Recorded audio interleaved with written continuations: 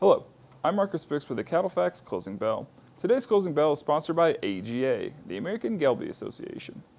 The latest published consumer sentiment survey results were shared earlier today by the University of Michigan. April consumer sentiment came in at 50.8 points, an extreme data point no matter how you slice it, down sharply from where January opened the year at 71.7 points.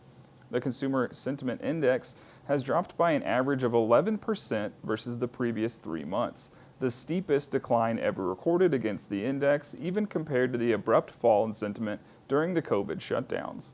On a point basis, sentiment is measuring its lowest since June 2022, when inflation was peaking and the median CPI was as high as 8.2%. Inflation was obviously the main driver of negativity in the latest consumer survey, with respondents raising their 12-month inflation expectation to 6.7%, up from 5% in March.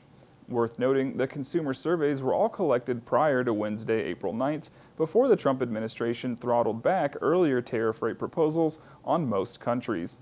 The trade war escalated this week, with both the U.S. and China imposing new tariff rates well above 100%, but the U.S. reciprocal tariff rate for other nations dropped to a base 10% for the next 90 days. Market participants are trading through extreme volatility, with the S&P index swinging more than 15% between its highs and lows this week, and the VIX reaching spike highs at levels that retest the Great Recession. Gold futures rallied to new all-time highs on the added volatility as investors searched for a safe haven asset, adding $213 per ounce to its largest single-week rally in recent record. The WTI crude oil futures strip felt the whipsaw of volatility with a full trading range of nearly $10 per barrel before finishing down $4.50 on the week.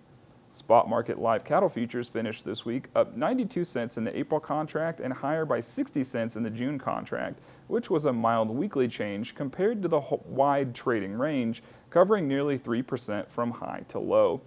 Risk managers will have their work cut out for them in the weeks to come, as more headlines will surely bring more confusion to the markets, adding to the overall volatile trading environment. Thanks for watching. Remember to visit CattleFax.com, become a member, receive the latest market news and analysis.